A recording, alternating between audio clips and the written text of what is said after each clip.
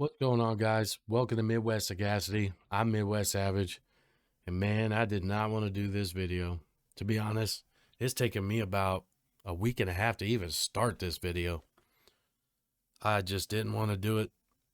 You know, just sometimes when you're looking into things, it's like you can see the layers peel away from the matrix, and you see the underlying program running, and it's ugly. Yep. You know what? Hold on. Oh, yeah.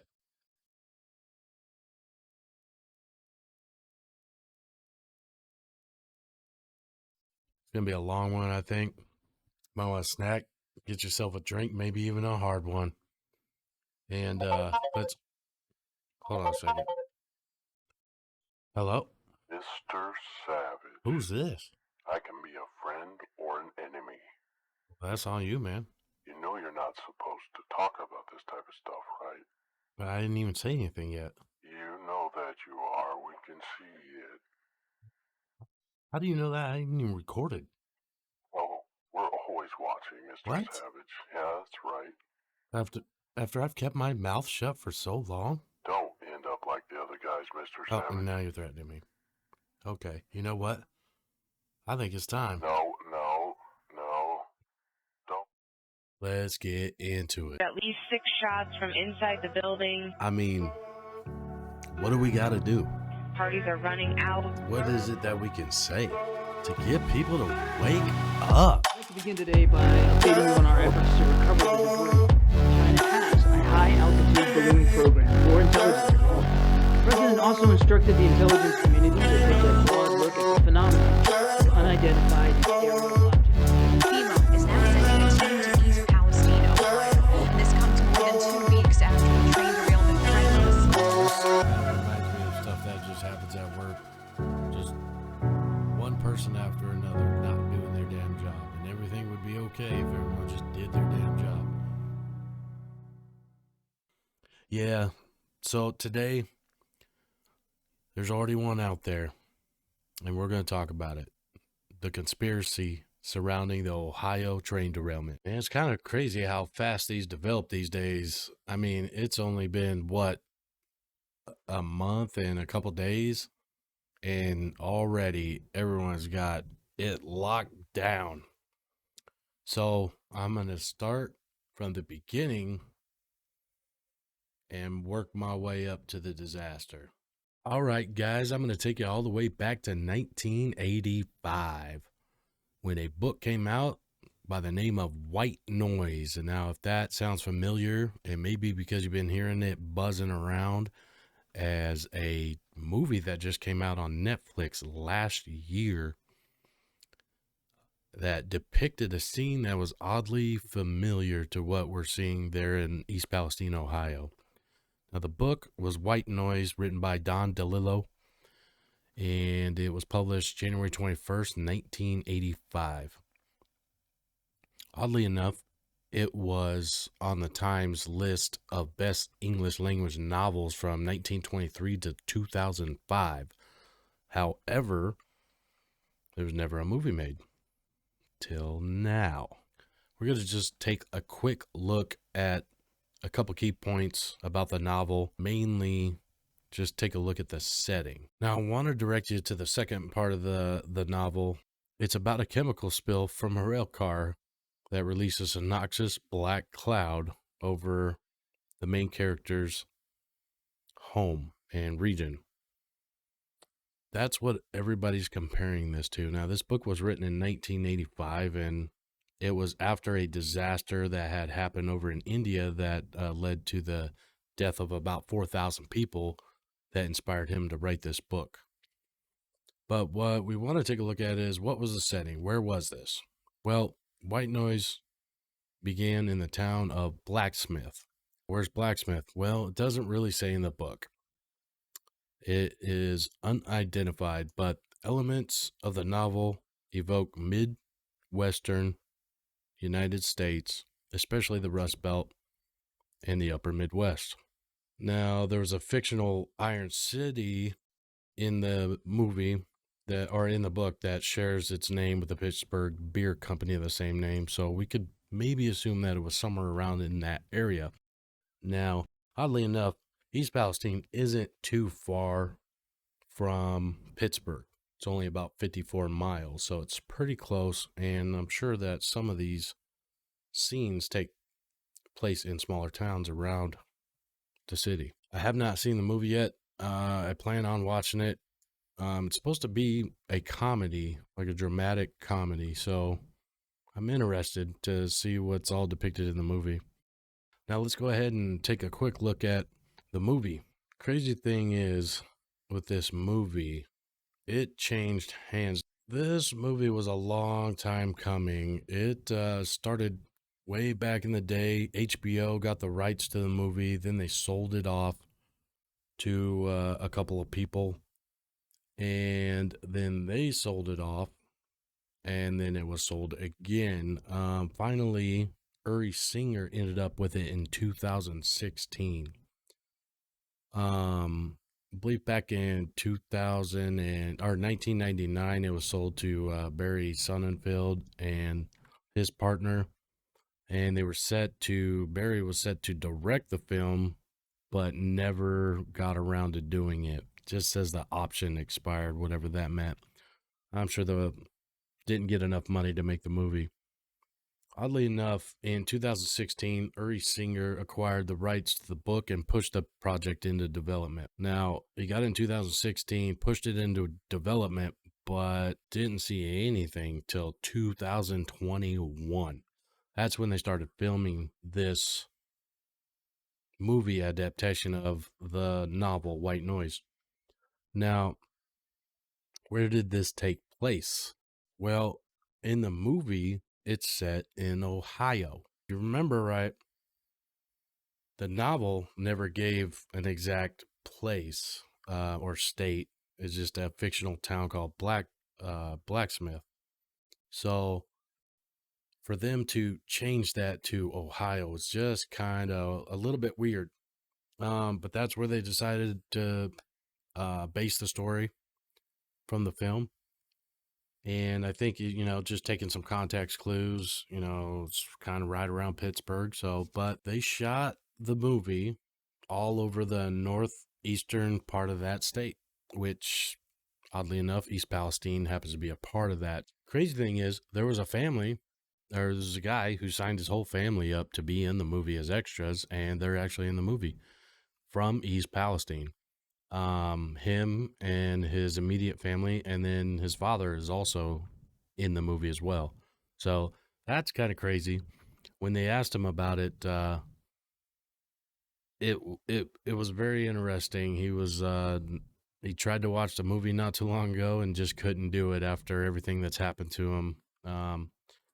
This is like art imitating life before life happens. Kind of crazy. All right, let's check out this movie trailer and see what it's about. Kind of excited.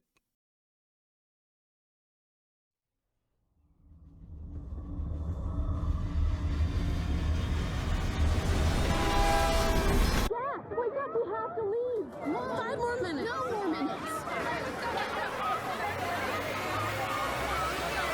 Okay, roll film.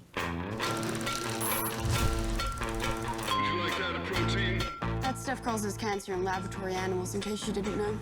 Either I chew gum or I smoke. What are these children, yours? That's mine from wives 1 and 3. There's Babette's from husband 2. Wilder is ours.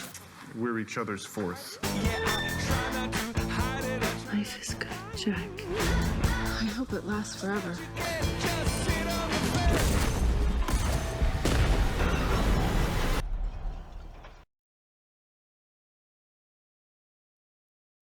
Wow. Something that could actually kill someone. Let's watch a sitcom or something. No! They're calling Damn, that looked about right, didn't it? I was kind of a little on point. Of the airborne toxic event. It won't come this way. Will we have to leave our home? Of course not. How do you know? I just know. Okay, what if it's dangerous? Evacuate all places of residence.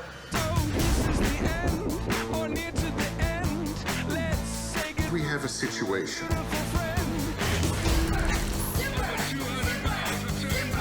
All we have to do is stay out of the way. They're passing us, Dad. Technically, that's illegal.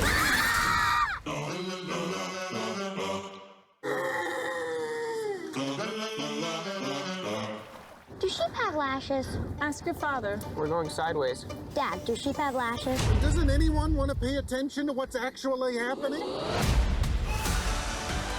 I wish there was something I could do. I wish I could outthink the problem.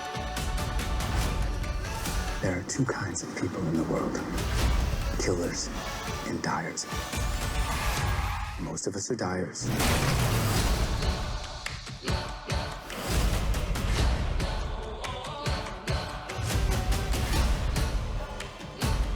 Right now we're safe. As long as the children are here, they need us. Of some persistent sense of large-scale ruin, we keep inventing hope.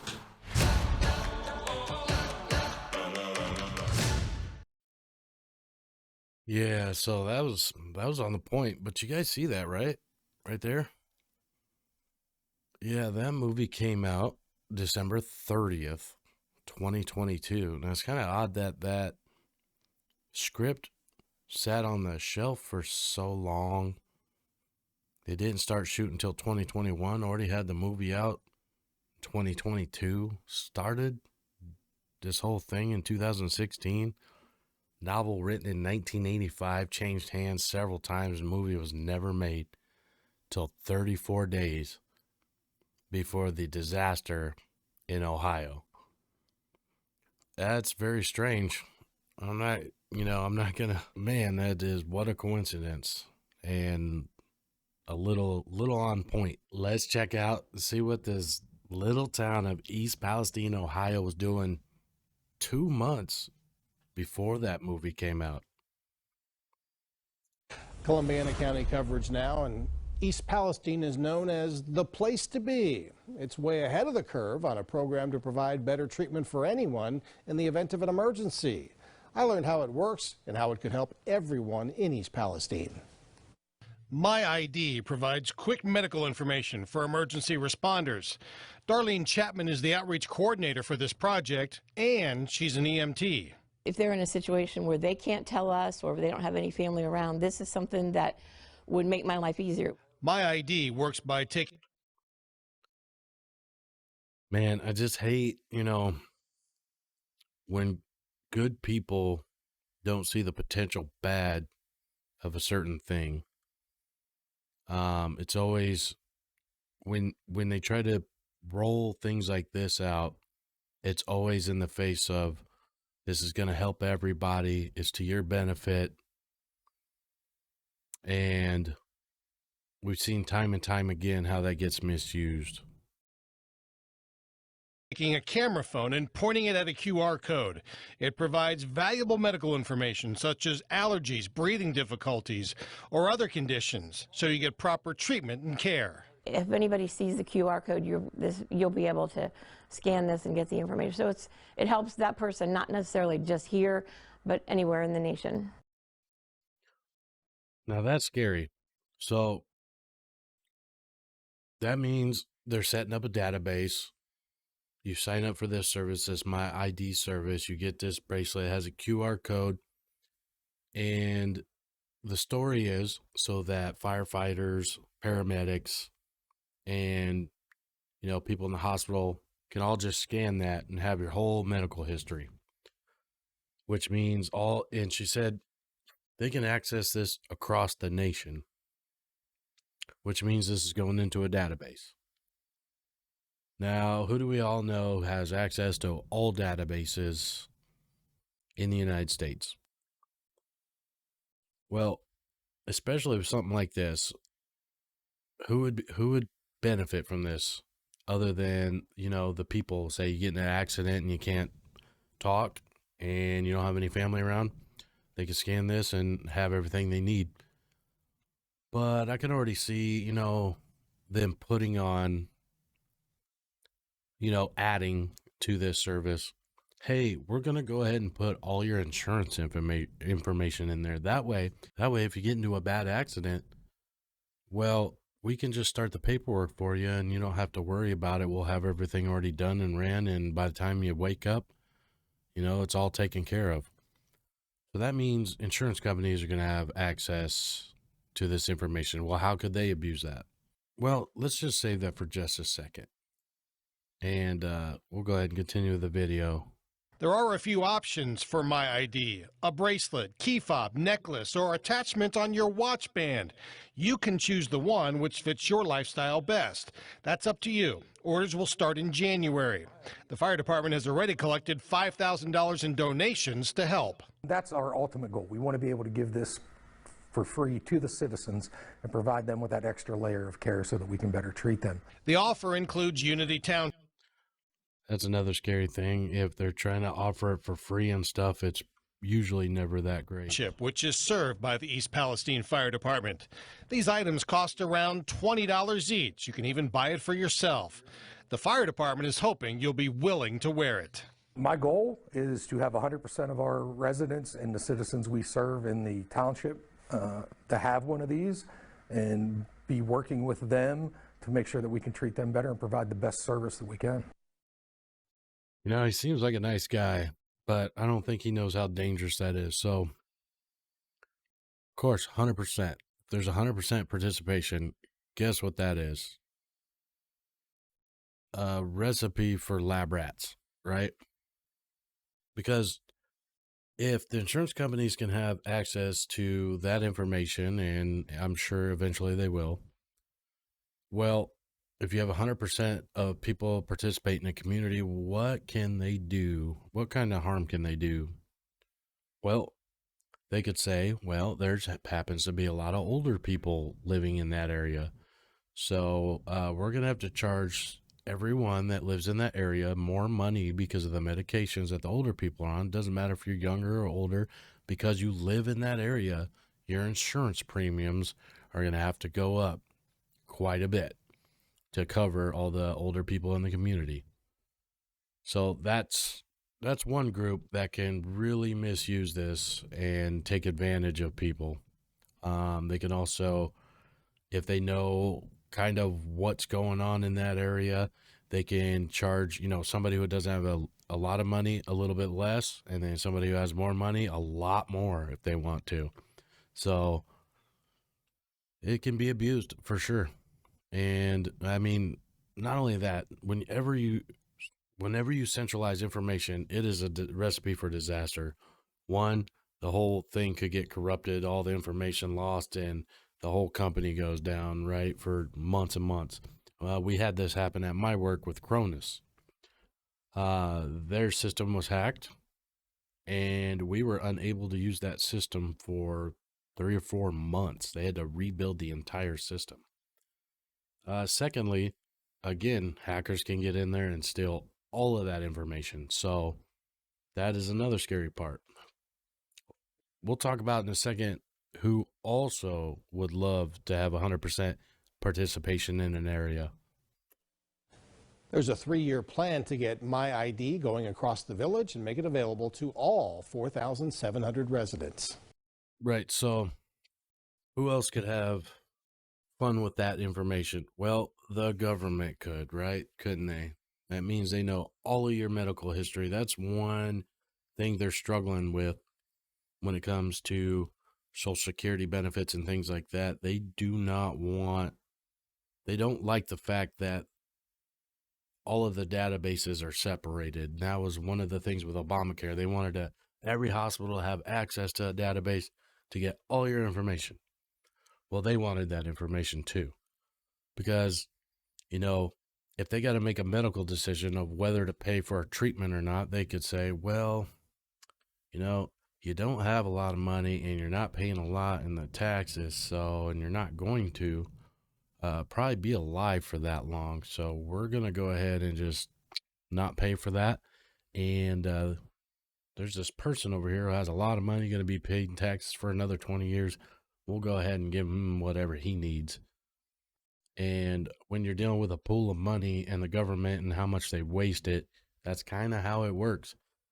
Guys, that's why you do not want a universal healthcare system, because they will make decisions like that because they only have so much money they're allotted.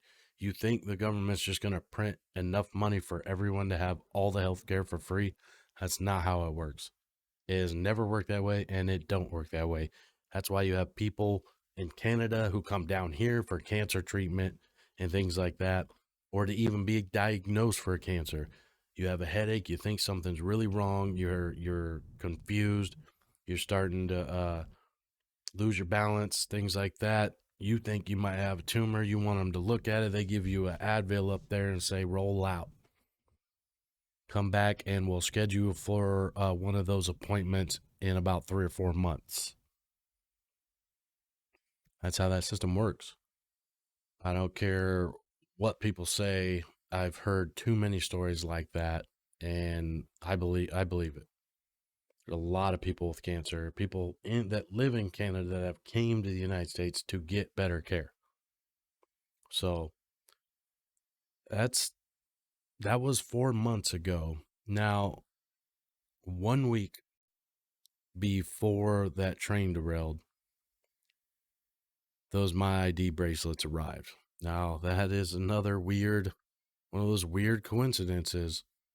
It keeps track of all their medical information, goes into a database. So now this train disaster happens, all their symptoms, everything can be tracked down and with a timeline, right? There's no missing parts to the timeline in this.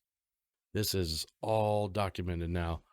And now they have a complete timeline of how effective that chemical was at hurting people or not hurting people and animals and the environment. How long will it stay around? They can test all that and have all that information now. Government likes information like that, oddly enough. They've done several things like this.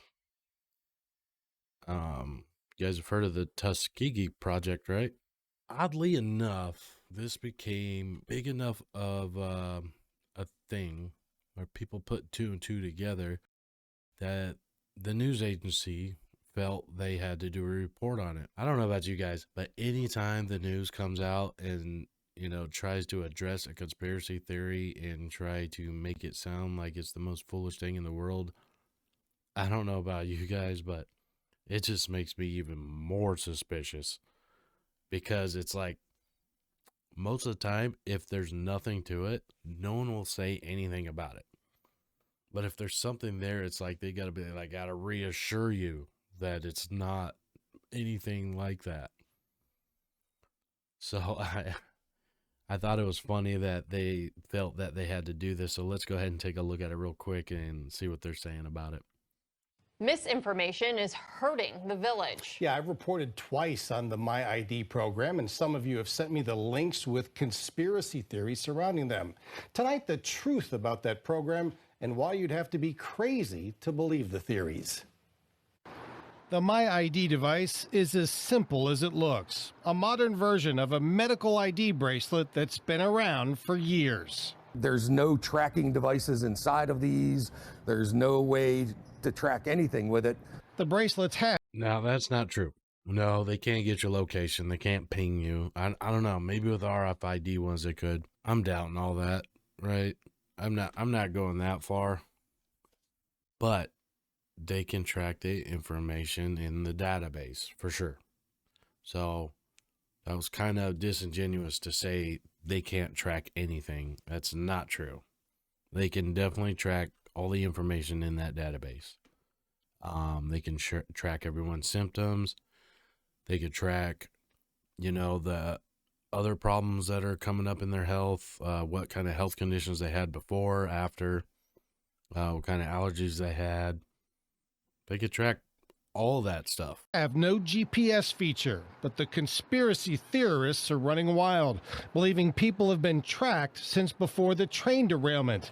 Yet that wasn't possible. Nobody's received any devices up till now. We haven't even distributed them yet. The East Palestine Fire Department had 60 people sign up to receive a My ID bracelet, key fob, or key ring. They haven't come in yet. My ID allows people to supply the medical information they feel necessary to tell first responders in a situation where they can't relay the information.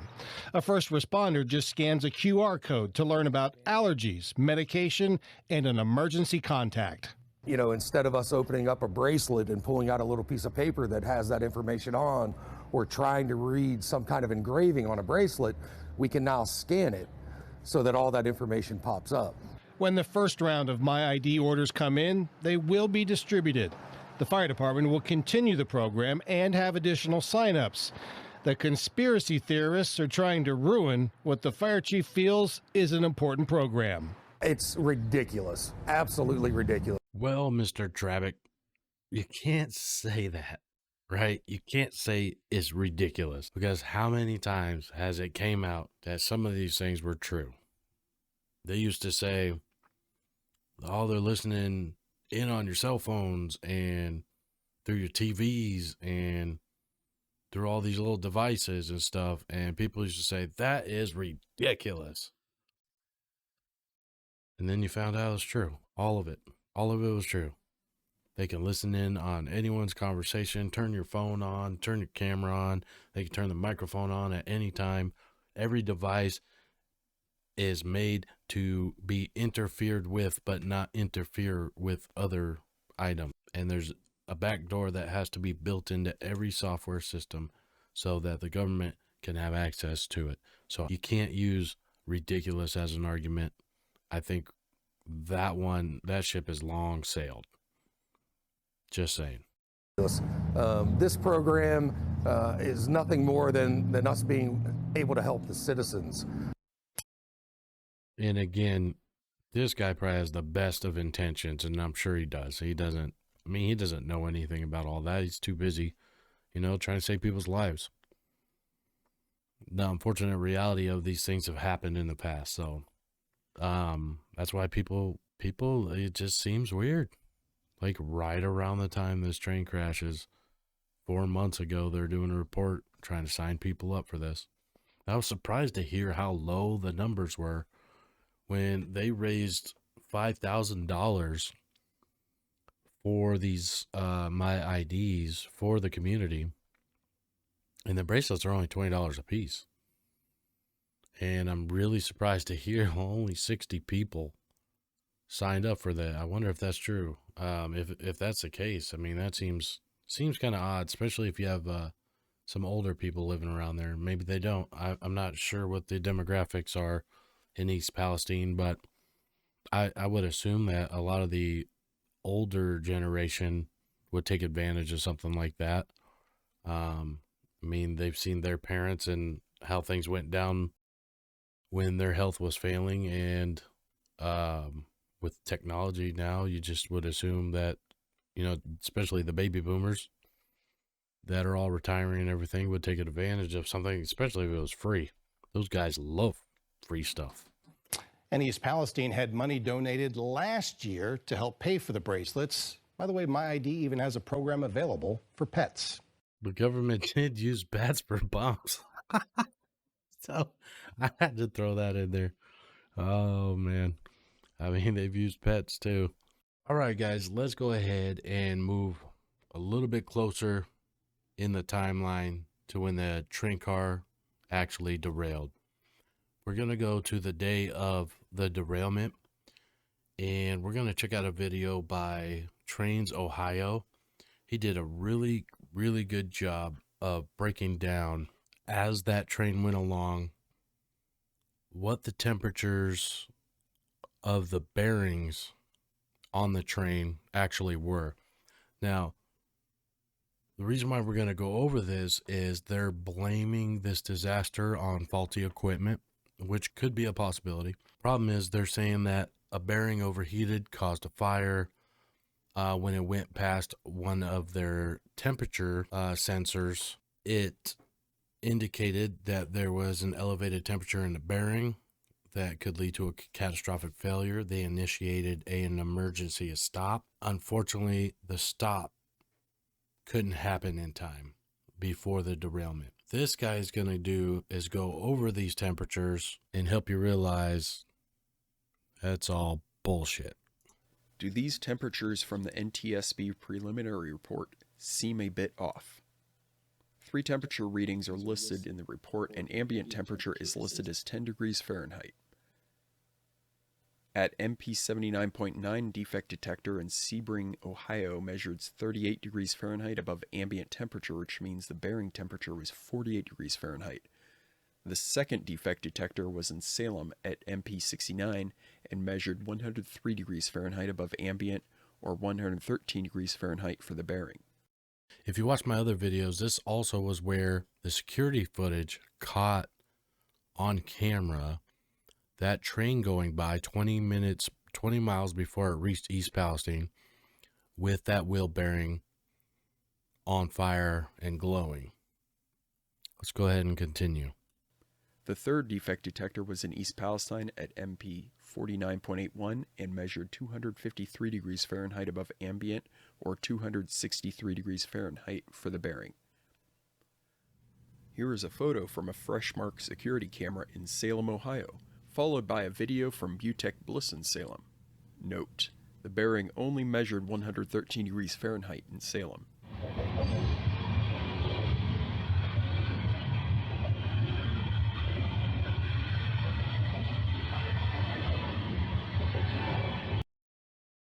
Now, this was the security footage I showed just days after this train derailment, and that was there in Salem. Now, if this was a conspiracy, do you think they may have been trying to derail it in Salem if someone sabotaged it? I don't know. They only missed the mark by 20 miles.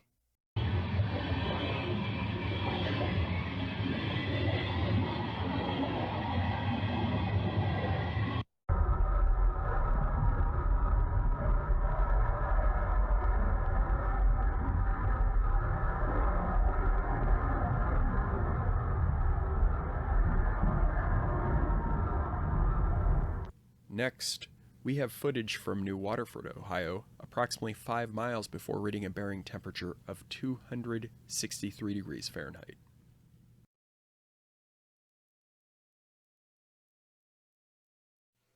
The temperatures are well below the incandescence of steel. So kind of what he's getting at here is that it wouldn't even been glowing, let alone be on fire.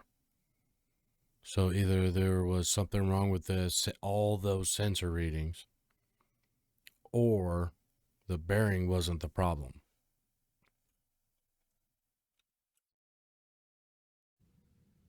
The temperatures are also below the flash point of common bearing grease.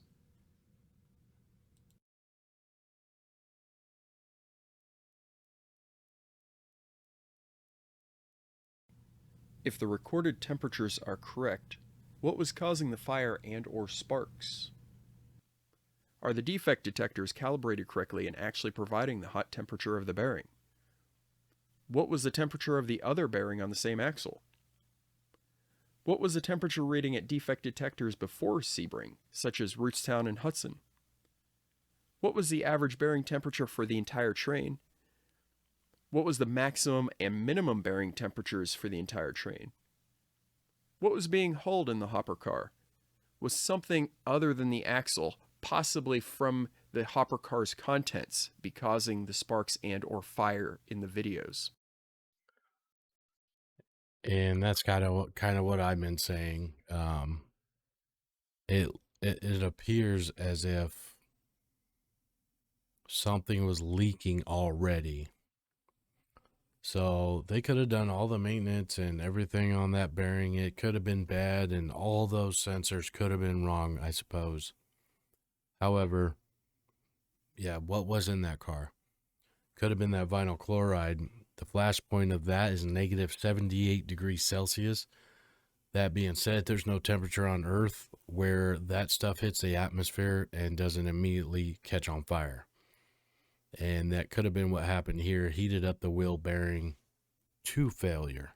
Like he said, if these readings are correct, there's no way that wheel bearing could have caused all this. We're going to go ahead and skip ahead in the story because we all know what happens. I believe this was finally when FEMA, CDC, and those type of people started showing up weeks after this whole disaster. And this news agency that had been down there did not put Norfolk Southern in the best light. Something you have to ask yourself, is the following events that happen a result of that? So let's go ahead and take a look at the video. There's no sound in the beginning. I might skip ahead, but in the beginning, I want to show you this guy here and this guy over here. You'll see him suddenly start to just take off, and that's what he's doing right now. So let's go ahead and jump in the video. And it appears they're moving to some sort of a disturbance. And there's the angry military guy right there.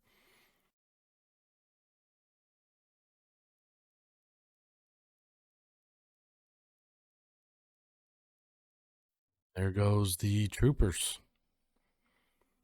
Now, who are they going after, you ask? Oh, you see him? See him right there in the background?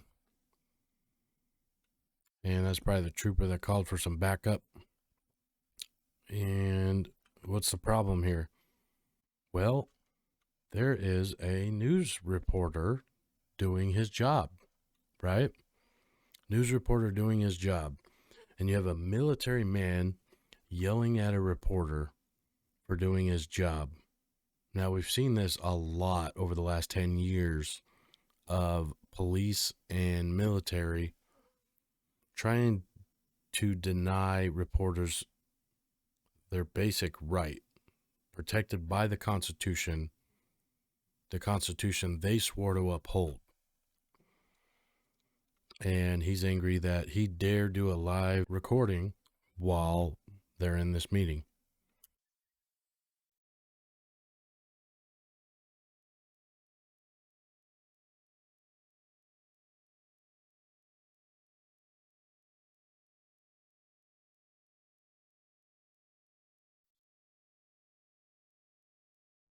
Hats off to this guy. He's just kind of ignoring him and trying to continue to do his job and report.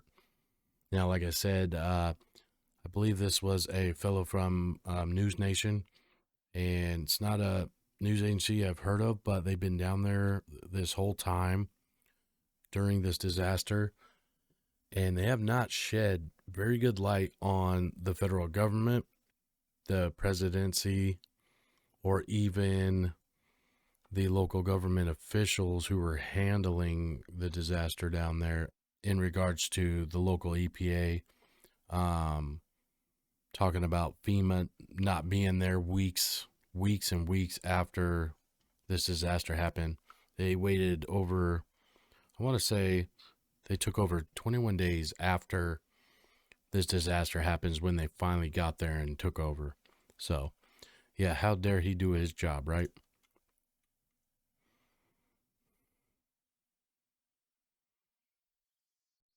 And this is kind of the most disgusting thing too. Sorry, I keep pausing the video, but this is disgusting to me. You got, look, for all the law enforcement and military out there, we appreciate you for what you do and for doing your job and doing your duty and putting your lives on the line to protect all of us normies out here. But when you consider us normies and you treat us as such, and he's trying to assert his authority, if you're a military type person that does something like this, is disgusting. Absolutely disgusting. Because you're supposed to fight to protect their rights, not to take them away. And I just wanted to throw that out there. If you're in the military and you're running around acting like this or getting orders to do this, harass normal citizens and reporters, man, you need to think about a career change, because that's not what you swore an oath to. You swore an oath to uphold that Constitution, and he is like directly trying to take that right away. Like he has authority over normal citizens, which you don't.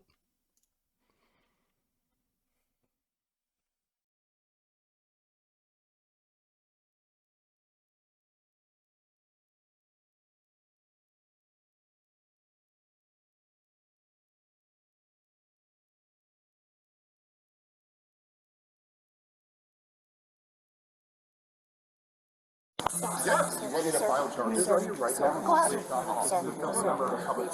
Touched me. Excuse me. I am allowed to be here. Did you not see that man put his hands on Shut it down. You continue on. Go. Now. Go. Now. Or you can go to jail. Sir. You want to go to jail for criminal I'm trying to trespassing? listen. Do you want to go to jail for criminal trespassing? Do you understand? You know how quickly our lawyers will get me out? I don't We care. Sir, can we I don't talk care. Just outside. Let's talk outside. Go. Let's talk outside. Come on, out the doors. Out the doors. Out the doors. By other media right here. I'm going to listen. I don't care. My You're going to job. walk out the door. I'm going to listen. You're going to walk Do out not the door. touch mine out, sir. You're going to walk out the door, or you're going to jail. Do not touch me. Sir, can we talk outside, please? I am trying to Talk listen. outside, please. And he escalated with me. I am doing my job. This is covered by the First Amendment. Excuse me, sir. I'm the building supervisor here. Please leave. There you have it. You're going to stand outside. Or you're going to jail. Let's go. Let's go. Come on, out. Out. Yeah, you're under arrest. Under arrest. Excuse me, sir. That's right. Oh, sir. Oh my God. You guys, this is bad. Stop. I am on the ground. What are you trying to do? Okay, Stop resisting. Stop You are this. under arrest. Oh my God. Stop. You want to get this. I will This is so bad. Put your leg on your back. Lay flat. Lay flat, please. You guys, he's a national correspondent. You cannot do this. I'm a reporter with News Nation. It's all being recorded right now. I hope it is. This is Excessive force horrible. because you can't talk to people about doing their jobs. Oh my God, I cannot believe this. What's that? This is horrible. This is what it's like to be a black reporter in 2023. Evan, I'm so sorry. Evan, I'm sorry. Thank you, Sia. Roll over, sir. Scoot up on your butt. Can you please loosen this because We it will as soon hurts. as you stand up. That one is a little tight, so we are Oh my God. Thank you very much. This is horrible.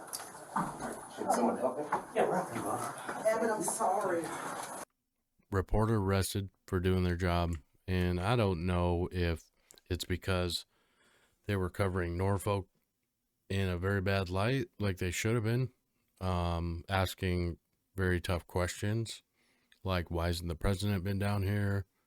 Why isn't FEMA here? Why isn't anyone helping these people out? Why did they evacuate them immediately? Just things like that, just making them all look bad, and they don't like that. So I guess the question is there a conspiracy here? Why were they arresting reporters for doing their job? Why was Norfolk trying to cover it up and get people to sign agreements to not have to take any responsibility for themselves? Why were these My ID bracelets timed so well? Why did a novel come out in 1985 and the movie rights changed hands 3 times and still held on for another 6 years before it finally comes out? Well, here's what I think. Although these are some strange coincidences, the fact of the matter is, what some people would leave you to believe, there was no movie shot in East Palestine. Yes, there was one family that was in the movie, but there was just that one. There wasn't a movie shot in East Palestine. It was shot in Salem, but it was also shot at the University of Akron. It was also shot in Ashtabula, Pine Lake Raceway, and trail riding. It was also shot in Cleveland Heights, College of Wooster, the Canton Central Catholic High School in Stark County, and it was also shot in Perry Township, which was near Salem. It wasn't shot in Salem, it was shot near Salem in Perry Township.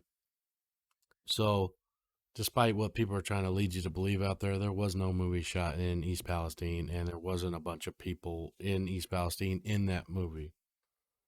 Now, it is curious as to why released on stream in December 30th, just 32 days before.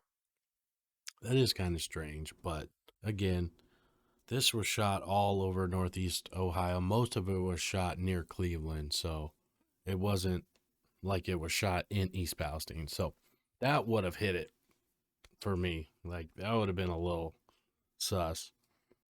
Why was Norfolk trying to cover it up? Well, come on, guys. We all know this. Money. You know what I'm saying? They tried to clean it up, get rid of it as quick as possible so they can clear them tracks and get it rolling. They put new panels down over toxic soil, as you've seen in my last video. They wanted to get the railroad running, and it was still running when FEMA was there. So they haven't done anything to dig those panels up yet. So I hope they do. I hope they just don't leave that sitting on the ground underneath those panels. And I believe they're talking about the panels like at the intersection of, as you've seen, the big stone panels that they bolt in for people to drive over the railroad tracks. Now, as far as what the EPA's been saying and everything, gosh, man, that does sound a little bit suspicious of somewhat of a cover-up here. I believe they're trying to cover their own ass here, though. I don't think it's a conspiracy as far as, you know, trying to sacrifice human lives for ball. I think it was a deal where they had the EPA, like you've seen Joe Biden on the news saying, we were there within the first 2 hours. What he was talking about was his EPA, but it was the local EPA, and the federal government right now is trying to separate themselves from the local EPA. But Joe Biden was saying he was there within 2 hours. The local EPA is the federal EPA, and they're trying to cover their own ass here, I believe, because they okayed the bombing. They were there when it happened, when they blew up the train. They were there when it happened. But yeah, I think they're covering their ass because the EPA had to have given the go-ahead to do it. And they didn't realize what kind of chemical they were dealing with, apparently. Which is a big no-no on their part, too, because if they don't know what a toxic chemical, you know, how bad it is, and they don't know how it'll affect people, until they get that information, they are supposed to evacuate the area immediately, and they did not do that. So there was another fuck up on their part. So it's just one fuck up after another here that leads to you know, sometimes there are so many fuck ups you think it's on purpose, because it almost has to be. Like, mathematically, it's almost impossible to fuck up that many times when you're in that kind of position. But what you guys got to realize, these guys just sit on their ass and do nothing most of the time. They look at reports or whatever and make regulations, and it's just looking at papers all the time. They have no idea what they're doing when they get out in the field. Just like the EPA, they're out here and they're doing this testing, and they're saying all the levels are normal. And then Texas A&M and CMU said, well, there's some other chemicals that aren't, you know, at normal levels, and they are very toxic. Also, we haven't been testing for dioxins, which is a result of burning this stuff.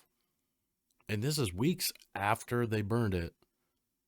They had time to get the information to know what this chemical would release into the air. So there's another fuck up. So yeah, now they're finally going to start testing for dioxins. But the thing is, EPA keeps saying we're ordering Norfolk to do it. So is Norfolk doing all this testing and there's no independent testing being done here? Look, guys, if you're a scientist, I suggest you go down there and independently verify this. Help us out. Because we can't get a straight answer out of the damn government to save anyone's lives. Literally. Now, as far as my ID bracelet thing, I like how they said, yeah, you know, there's no chips in here or whatever. How would they know that? Like, you're using our RFID scanners, which has a chip in it. To say that couldn't be tracked or anything, that's not necessarily true. It ain't like you couldn't have put a wireless transmitter hidden in that technology or whatever. Did they do it? Probably not. Probably not. But again, my concern is putting all these people's information into a database that they could access and track. I'm not worried about, they don't need the bracelet to track people, right? They have your cell phone, your geolocation's on, even if you turn it off. I mean, that's been proven too.